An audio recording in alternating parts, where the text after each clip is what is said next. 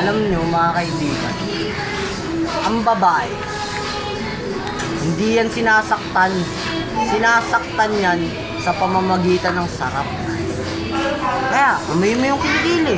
Pag naamoy mo maasim, matuwa ka. Bakit kailangan magalit ka, maasim yung kilikili ng asawa mo? Ba? Tama tayo dyan, pare. O kaya, tignan mo yung kuko. Pagka madumi yung kuko, huwag ka pa rin magagalit.